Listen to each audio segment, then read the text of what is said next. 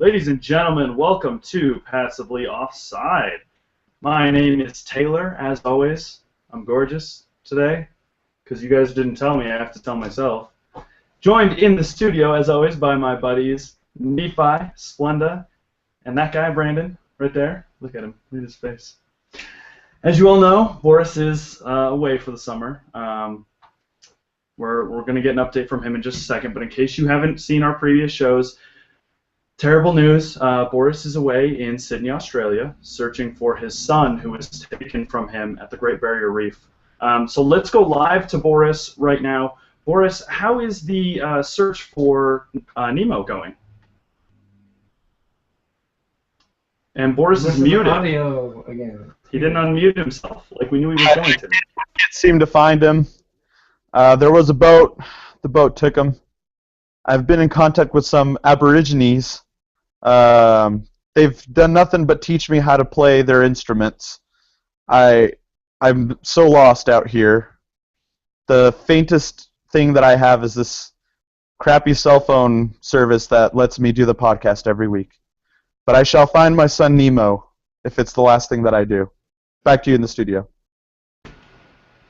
Oh, quick question, Boris. Do you have anybody helping you?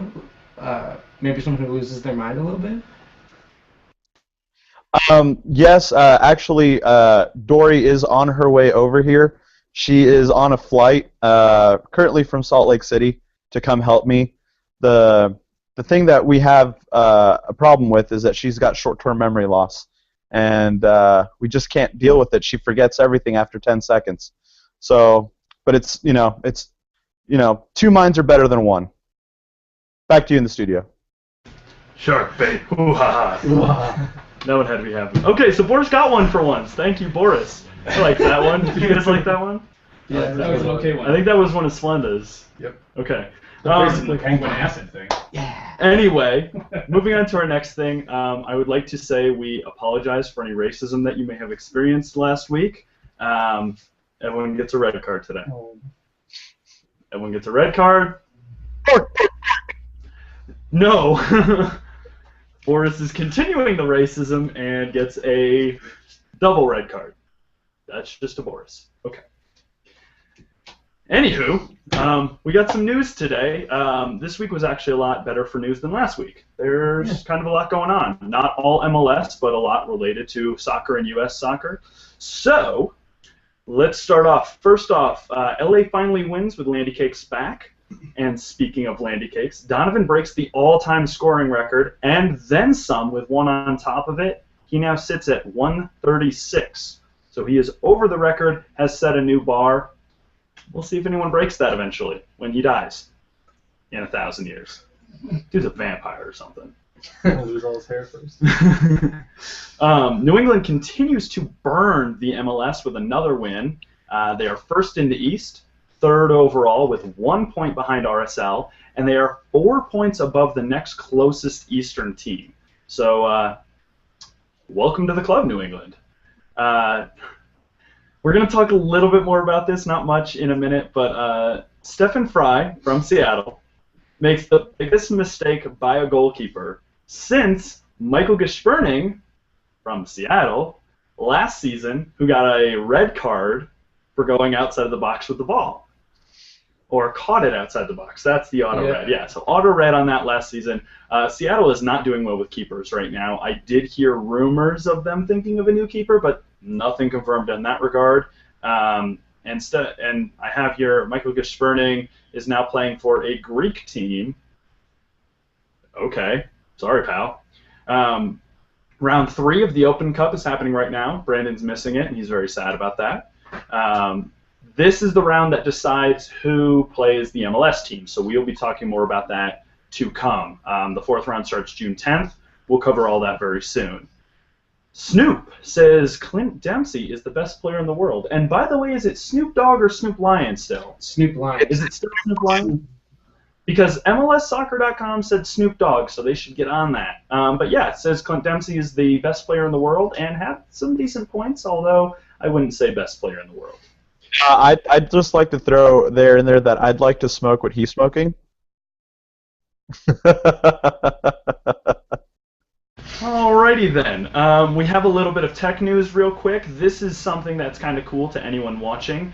Voting opened today for the Pick Your 11 for the All-Star game against Bayern Munich, which takes place in Portland on August 6th. I believe it's at 9:30 p.m. Eastern Time, so it's a late one. The ballots on that close July 11th. There will also be other players named and voted on through other polls, through other organizations, as well as, in case you guys didn't know, this is awesome, and we need to be playing more FIFA 14, because the MLS forward with the most goals scored in FIFA 14 will be on the team. And that's going to be revealed July 16th. Yeah. So we need to be playing some more FIFA 14 and start scoring goals with our guys, whoever we want. Should we just sandbag? Bring somebody up.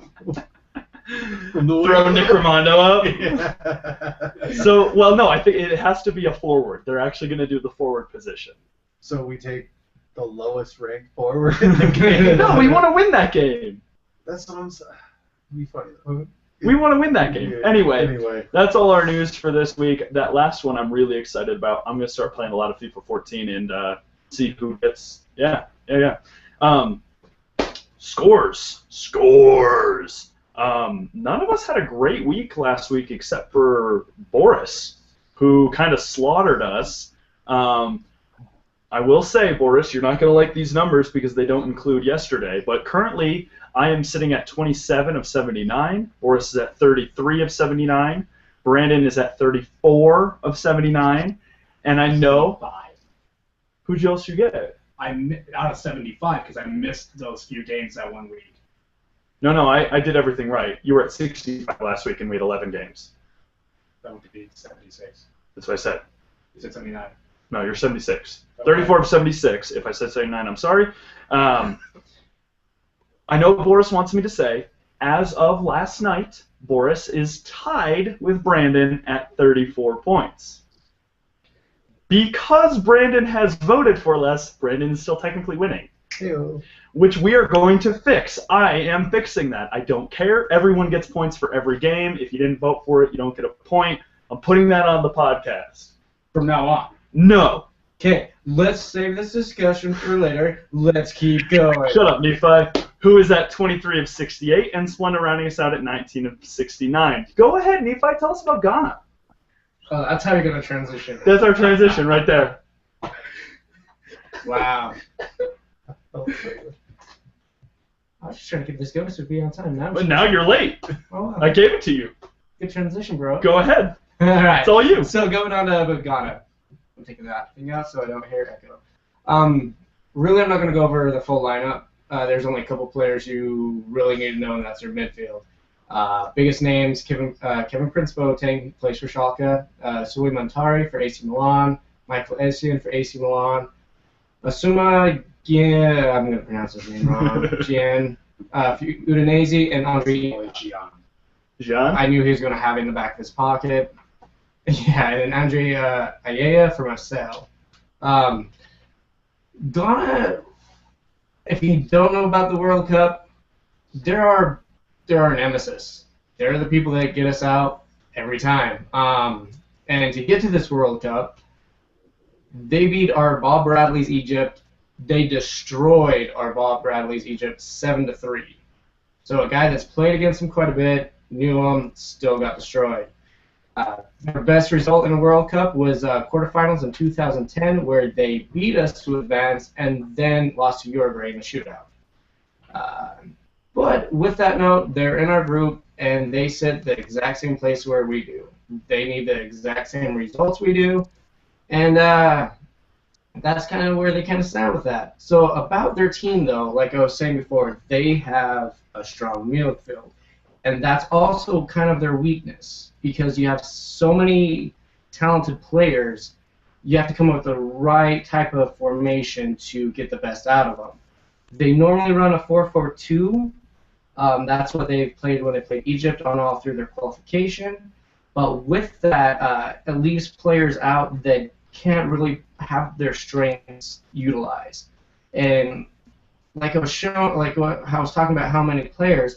All these players play in a different formation. They play in a 4-2-3-1. Asamoah plays a 3-5-2 at club level. And you know, a lot of them really aren't suited for a rigid 4-4-2 or that 4-1-1. Boateng and Asamoah in particular can be devastating when they collect the ball in the middle of the pitch and driving at our defense. So that's going to be one thing we really need to look at, and hopefully they already know about, and will really take care of that. I think when you saw our last game, how they had Jones, who played amazingly in the back, I think that will really play to our advantage. That's really Ghana, is their midfield. So I think Bradley needs to take care of it, and I think we'll have it done. What are your guys' opinions on Ghana? What do you think we will see from USA to counter against it? I like that you kind of pointed out that they need the same results as us, especially because we're going into that game looking for a win. You know, that's one of those games that we need to win that game, but so do they. So that's going to be a really interesting game to see. I'm kind of really excited to see how we go against their midfield, especially with us doing the diamond, or at least doing the diamond last night, which we'll talk about momentarily. You know, I'm kind of stoked to see how that's going to play into things. Yeah. I agree completely. I'm sorry. No, I agree completely. It's a team that, you know, we look at and we want to win, and we are trying to already characterize a win for the U.S. men's national team, but excuse me, we really can't count a win already.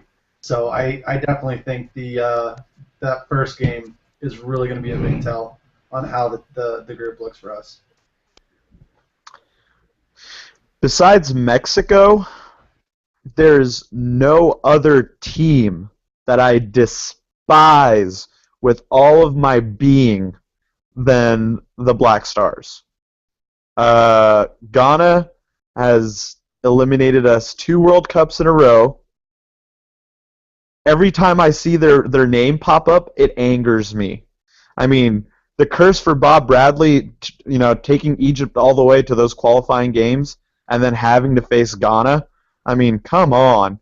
Can something in the universe not make us face Ghana? I mean, seriously, two World Cups out of 3 in our group, get eliminated by them in the round of 16. I mean, we need to beat them just to get that monkey off of our back. I hate them. I really do. We need to win this game. Back to you guys in the studio. I would just like to point out that Black Stars sounds racist and Boris called them monkeys. I didn't mean it like a red card that. to me. Oh my gosh. That's a red card. That's his 3rd red card for the day. Boris has 3. All right, do we have Can anything we else? change his name to Aurelian Organza? No. Does anyone have anything else about Ghana? Nufi? Not too much. I mean, I think we actually don't see a 4-4-2 against them. Okay. I think we see a 4-3-3, and we compact the mid. Yeah, I think when we saw our last game, our defenders were able to get up really well, and Brandon wants to talk about something with hand signals. I was just trying to indicate that I think it's more likely that we'll see something like a 4-5-1, like a free-flowing 4-5-1 that in transition into the attack. So you want to try to take the midfield? You have to. Well, right. You can't let them run the midfield. You absolutely cannot. Right. So you need to clog that midfield up, play a little dirty. I know that doesn't sound so good when you say it like that, but I mean, tackle people in midfield. Don't let them advance into the attacking third. Do not allow them to have a creative presence in the attacking third. If you can control the midfield against a team like Ghana, you have a very real chance of winning. I was going to say the one thing I kind of forgot to mention is their midfield is getting older. Indeed. And they're not as quick as they once were. So I think our midfield actually has a better chance of beating this. Okay. I'd just like to point out that Brandon wants us to clog their midfield. I'm just surprised Brandon didn't say we needed to start doing some backdoor outlets. Back to you guys in the studio. And that's enough of that. Gee, this one's getting raunchy quick. Wow. Maybe this should just kind of be our thing. This is a show. Anyway, thanks for telling us about Ghana, guys. Let's talk about the U.S. again, like we do every week. because we live in the U.S. Yay. The U.S. America. Freedom. Freedom. Italian. Really? The U.S. played Azerbaijan last night. We won 2-0. We did show that diamond midfield, which was very interesting. And we won 2-0 without Landy Cakes, which is really just a shot at Boris there. And Dempsey. And Dempsey wasn't in. That's right, because Dempsey has a little strain. A lower torso strain. Another region. And Well, I would like to say... What's that, Boris? I was gonna say, you know, when you get as much, what's the word that Taylor used yesterday, poon, as Clint Dempsey does, you'll get a strain here or there. God. Boris is about to get kicked out of this. We're going all out. Okay, Nephi, let's have a conversation. Just you and I, real quick. Who wore the number 10 last night? Mixed to screwed. And who scored in the number 10 last night? Mixed to screwed. And who had a new video made for them? Was it mixed? In case you didn't notice, there has been a video, Careless Whispers is the song of Mix floating around, and a new one was made for the game last night. So let's talk about the game a little bit. How did we feel about it? Are you okay? I just thought you were going to say, let's talk about the video. We could. I mean, it was pretty good. Well, let's keep this on subject. So Let's keep it on subject a little bit. Keep it rolling. What did you guys think about the game last night, Nephi, specifically? Well, I liked our center pairing to begin with. I think Cameron really showed why he's there. He can play beautiful balls out of the back. And he didn't have that many mistakes. Beasler had one. It was early. I think that was pretty good. Big props to Jermaine Jones, though. Every time him and Bradley were paired, they had a bad communication, almost style of play where they weren't on the same page. It's more that Jones didn't want to do what he needed to last night. Put on his boots, laced them up, showed up to play professionally. It's back. It's back. Makes a comeback. You will never escape. Makes a comeback. And honestly, if Jones keeps that type of style up, doing the 4-4-2, we'll see good things. Cool. Splendid, did you watch the game at all? I know you were busy. Oh, I watched the game. You watched the I game? watched What did the you game. think of the game?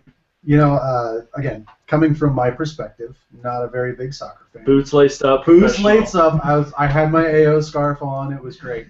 I really like the aggressiveness coming out of the gate. 4th minute, was it Graham Zusi with that play in for Wando? Mm-hmm. That he got right there. I mean, we were aggressive. There was a lot of what seemed like half ideas of a pass, like, oh, I'll pass it to you. Oh, wait, no, I shouldn't have. And Azerbaijan was right there on a counterattack. Things that I'm hoping we can tighten up, because Azerbaijan wasn't really a great opponent. I think it was a great first game to play against somebody like that, but wasn't really a great analog for what we're going to see in the World Cup. I think we'll get into that, but we need to tighten up a lot of those passes if we want to do well against these higher-ranking teams. This wasn't exactly an opponent that was going to capitalize on those mistakes, even though they did. They weren't going to make goals out of a dumb pass here and there. We will be playing teams in our group stage that will make dumb passes, that will score off of those dumb passes. And so, you know what? It was great. It was very cool to see them in Candlestick Park, you know. But hopefully we can tighten some things up. But overall, I think it was a great first showing. Cool. Anyone else have anything to add about last night? Yes, I think we need a dose of reality here, because all I hear is a lot of positives. And the thing that we need to talk about are some of the mistakes that we made, and there are plenty. Specifically, Fabian Johnson doesn't seem very interested in actually playing his position in defending. Seems very interested in moving forward, but when he loses the ball, when he loses possession, he doesn't exactly hustle back to recover. A good example of the opposite is DeAndre Yedlin. DeAndre Yedlin loses the ball, and the guy is like a rocket on his way back, rather. And then another thing I wanted to mention was our lack of ability in the final third in the run of play. We didn't really create many opportunities during the run of play. If you noticed, almost all of our good passes, almost all of our really good opportunities came from crosses on corners and set plays. We need to be able to score during the run of play if we want to go anywhere with this World Cup. Because if we're not going to outset piece Germany, they are just as big and just as physical as we are. We are not going to be able to outset play them. I got something on that. I think the biggest reason we saw that is because what happened to Clint Dempsey. Maybe, what did they say, an hour before the game started, he decides he pulls up, and then 15 minutes. 15 minutes before the game, and Wando, the amazing man he is, can switch like that and be in game mode. I think normally, if Clint's not in there, you see Aaron Johansson in. And when you saw Aaron Johansson come in, you saw more of what you were looking for, the attacking in the final third. I think it was just not the greatest of lineups on the top two. Or pairing, I should say. My only thing I wanted to add about this past game is, honestly, how many people know about Azerbaijan? These people are playing in 4th Division Germany, 2nd Division Austria. They're not playing in any of the really big leagues. I mean, besides Brandon, I think most people only know Azerbaijan as the shirt sponsor for Atleti. The one thing I really didn't like is just, we're not going to face a team like that. We're not going to face a team that parks 10 people plus the goalie in front of goal. I mean, all the teams we're going against, Ghana, Portugal, Germany, it's going to be a full-going run of play games. Germany is not going to make a wall in front of the goal and have 10 people behind the ball. That's just not what we're going to see. So hopefully with these next few games with Turkey and with Nigeria, we're going to see games where we're able to do a whole run of play, get the chemistry going in getting the ball up on the flanks and crossing them in, working the outside backs. I will say the one thing that I really like, and I will comment, is on Josie Altidore. There are a couple plays he did have where he held up the ball perfectly, pushed off his marker, secured the ball. If he keeps doing that and he can bully, Per Mertesacker and some of the people in the back line, I mean, maybe it was a good thing that he went to England. Back to you guys in the studio. Cool. Well, thank you for that insight as well. I'm kind of glad that we had that warm-up match. It was really nice to see kind of what we were doing, and we look clean. I know there was a lot of negativity there from the communists in the group. How does it make me a communist? Because you hate America. I only speak freedom. I don't hate America. I wasn't talking about you. I was talking about Brandon. Oh, okay. You know you love America. You jump through fences. Oh, God.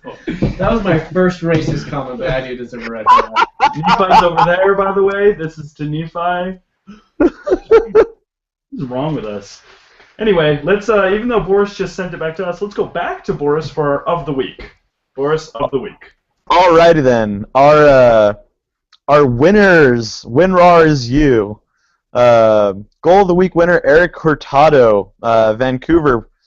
The closest of gaps, just rockets one in. Great goal. Second goal of the season for him. He's trying to kind of find his stride, hopefully, for Vancouver. Our save of the week goes to Donovan Ricketts out in Portland. It looked like it was going to be the gap of the week when he kind of fell down to the ground, but he, in that close range, was still able to block the shot. Speaking of save of the week, our not save of the week and our what we like to call our Shame on You award of the week, Stephen Fry. Come on, man. If you're going to take a ball to the corner flag and you're going to kick it into the upper decks. Don't kick it straight at Dershan Kofi, who's going to settle it and bomb it from 40 yards. Shame on you. Shame on you, Stephen Fry. And our player of the week goes to none other than Landon Donovan, LD10, scoring his 135th and 136th goals, with good passes from Robbie Keane, to mention. Robbie Keane had a goal and 2 assists that game, but Landy Cakes wins the prize because he is now the all-time goal-scoring king, and we're probably not going to see another player stick around in the MLS long enough to break his record. Closest person to him is Dwayne D. Rosario at 103, so I think it's pretty much set. Back to you, Taylor.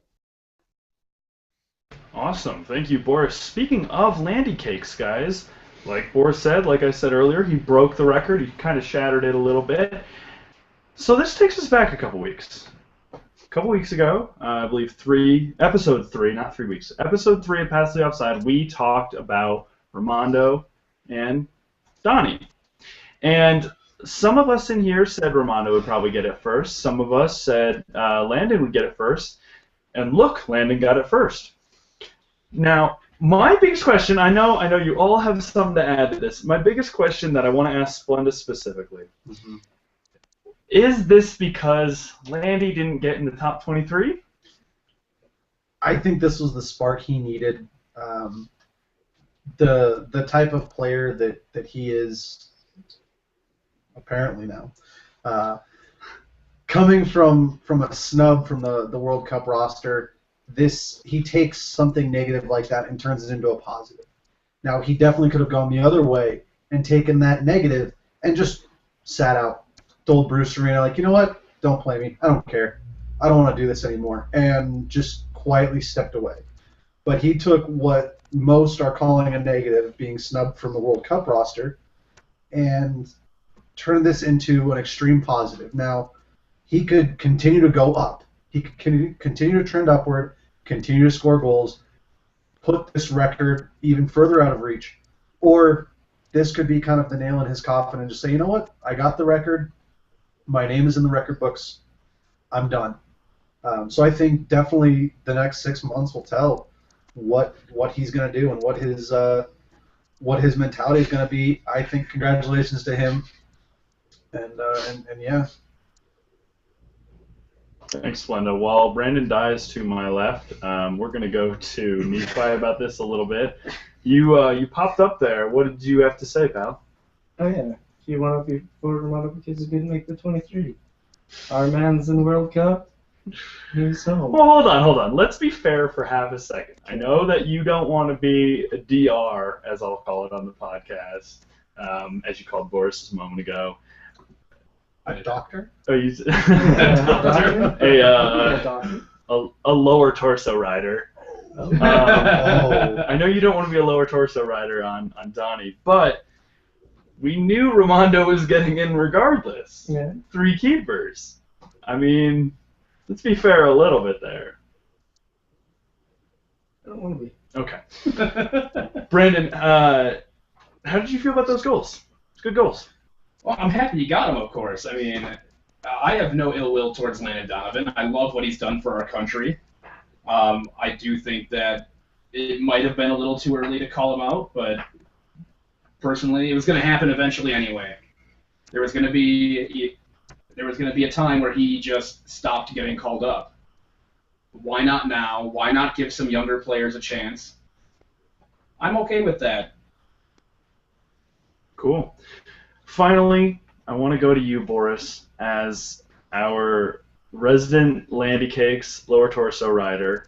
I want to hear what you have to say about the goals. Well, obviously, it was a long time coming. You know, seven matches in the MLS and still nothing. After the snub, he gets 2.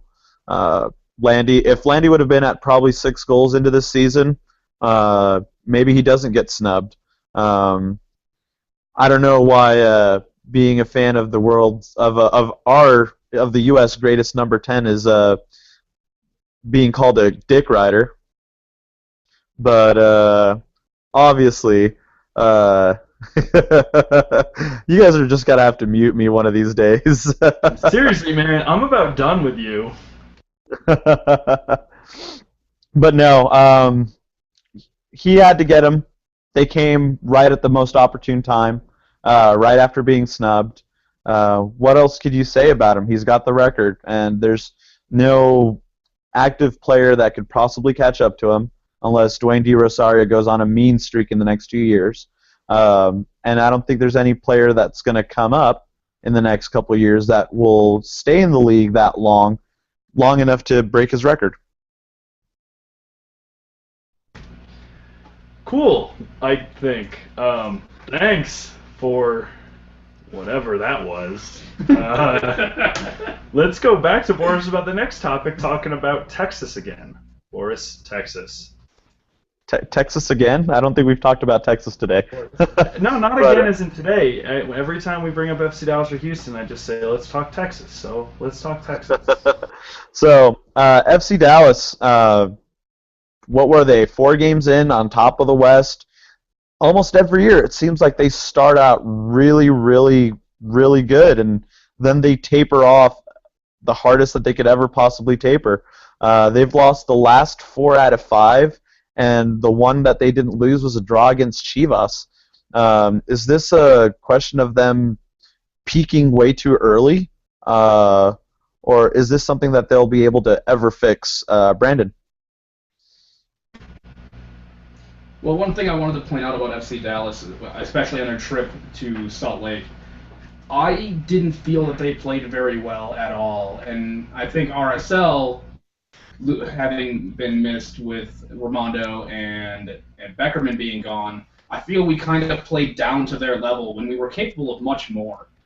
That said, I think when Mauro Diaz comes back, you'll see a better Dallas team again. It's just a matter of how long it takes him to recover. He was a big part of that creative force going forward and creating chances and scoring goals himself as well. Without him, there's such a big drop off from Mauro to his backup. It's just insane. Mm-hmm. Now, on this tends to be the way they start every year. I mean, they normally end up somewhere around 4th or 5th and make the playoffs, but is there a way they can prevent this huge tapering off where they end up, in 7th place for half of the season? Nephi, what are your thoughts on that? It's up to their general manager and stuff. It really comes to depth. Like he was saying, there's such a drop-off. You don't want drop-offs. Like, look at RSL, for example. We've got such depths. We've got 3 of our main starters gone. We're still functioning. And I hope to see teams take more initiative in that, hopefully when the salary cap goes up. So, I mean, that's really what has to happen. You don't want slumps. Get better depth. You'll be fine. All right, sounds good. Didn't want to dwell too much on FC Dallas anyway. So I'm going to send this over to Taylor for everyone's favorite part of our podcast.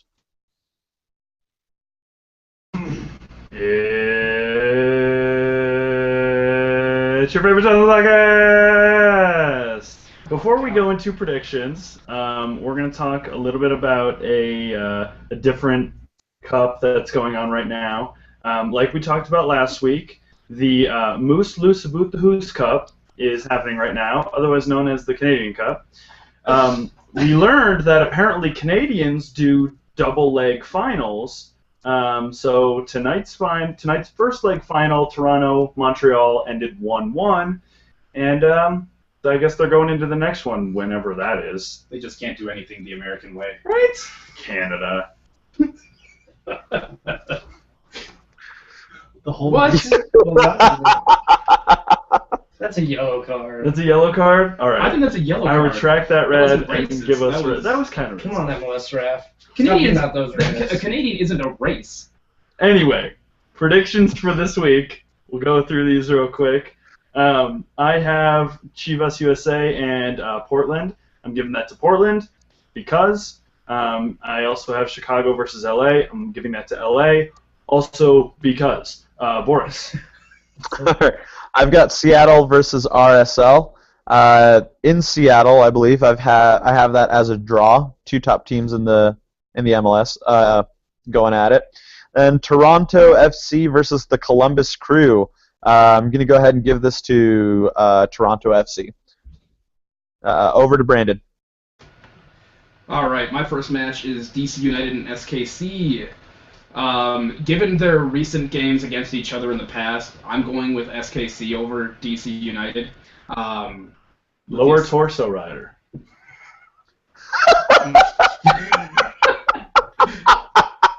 And after that one, I have Montreal and New England.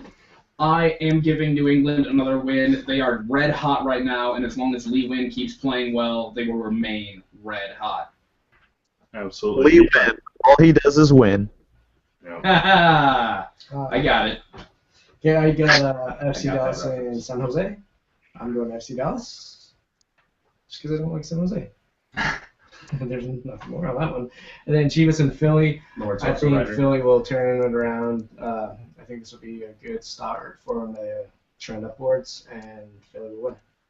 I like that you don't give it to San Jose just because you don't like them. Regardless of how good or bad they are, it's not going to happen. Yeah. Okay. Splenda? All right.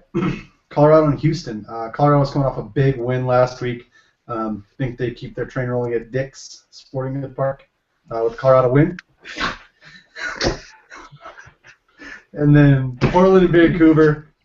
Both teams are 2 wins and 3 draws in their last 5. But Vancouver is a pretty balanced scoring line, so I think it's going to be too much for Portland. Vancouver on it tonight. Oh no, Portland's playing tonight, so they got the quick turnaround. Vancouver gets the win. Okay. Yeah. All right, before we send it to Boris to take us home, my friend Michael wanted to shout out. There you go, dude. I don't know what to tell you. Boris, go home. All right. Thanks for joining us on Passively Offside. Today we definitely were not passively offside. We were directly offside all day today. Thanks for tuning in. We'll be back again live next Wednesday on Google+. Make sure to check out our YouTube page, youtube.com/passively-offside, as well as our Facebook page, facebook.com/passively-offside. You can also get our recorded podcast so you don't have to see our faces, just in case you feel that Brandon's a little ugly. It's on passively-offside.blogspot.com. You guys have a good one and good night.